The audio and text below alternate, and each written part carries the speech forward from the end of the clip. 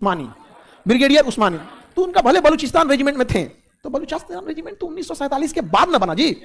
अचानक आज भारत का कोई दो टुकड़ा कर देगा तो क्या आपको लगता है दोनों टुकड़ा के बीच में मोहब्बत खत्म हो जाएगी? कभी नहीं होगा यहाँ पे। तो ब्रिगेडियर उस्मानी को जिन्ना ने कहा हमारे यहाँ आइए, आपको हम आपको सेनापति बनाएंगे, क्योंकि ब्रिगेडियर उस्मानी बहुत योग्य थे और वो ब्रिटिश आर्मी स्कूल से पढ़ के आए थे, ब्रिटिशर्स भी थे। नेहरू ने कहा कि ठीक है अगर आप जाना चाहते तो जाइए, लेकिन हम तो आपको यही सोच रहे थे कि आपको इन कश्मीरियों से लड़ने के लिए आपको कमांड देके भेजे ताकि इन्हें वापस कर सके। ब्रिगेडियर उस्मानी ने जिन्ना को गरिया के रख दिया, रख फोन रख चट्टा कहीं का आ रहे हैं, मुलाकात होगी कश्मीर में।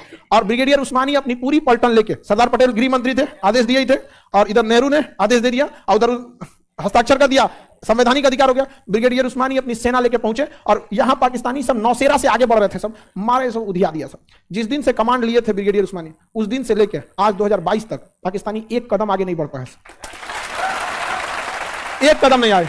हालांकि नौसेरा में ब्रिगेडियर उस्मानी के ऊपर तोप का गोला गिर गया था, तोप का सीधा गोला गिर गया वहां पर, उनको वहीं पे सही शहादत हो गई थी। बाद में उनकी लाश को, पार्थिव शरीर को दिल्ली लाया गया, उनको बहुत सम्मान दिया गया। वो भारतीय सेना के इतिहास में ऐसे कई सेनापति गुजरे हैं जिन्होंने अपनी बायोग्राफी लिखी, उसमें उस समय के जितने तत्कालीन सेनापति थे उन्होंने कहा था कि यदि ब्रिगेडियर उस्मानी यदि शहीद नहीं हुए रहते तो वो आजाद भारत के पहले मुस्लिम सेनापति होते। तो पाकिस्तान जिस नींव पे रखा था कि मुसलमान इधर हिंदू उधर, वो शुरुआत में ही दिखा दिया गया था कि यह कभी नहीं हो सकता। और आज भी ऐसा नहीं है हिंदुस्तान में, बस थोड़ा सा ही मशरूम जो नेता है सब ना, ये समझ जाए सब यहाँ पर, ये अंग्रेजों से कम थोड़ी है सब, अंग्रेज से भी खतरनाक है सब यहाँ पर, उसका ना ये डेल्टा वेरिएंट है सब।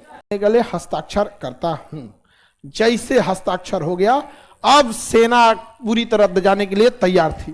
यहां बलूचिस्तान के, पहले भारत था इधर, भारत तो पाकिस्तान एक ही था ना पहले, यहां बलूचिस्तान रेजिमेंट में एक बहुत ही काबिल अफसर थे ब्रिगेडियर उस्मानी, ब्रिगेडियर उस्मानी, तो उनका भले बलूचिस्तान रेजिमेंट में थे, तो बलूचिस्तान रेजिमेंट तो 1947 के बाद ना बना जी।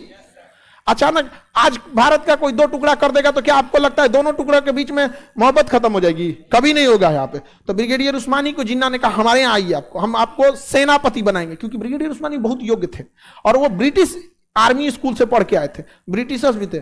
नेहरू ने कहा कि ठीक है अगर आप जाना चाहते तो जाइए, लेकिन हम तो आपको यही सोच रहे थे कि आपको इन कश्मीरियों से लड़ने के लिए आपको कमांड देके भेजे ताकि इन्हें वापस कर सके।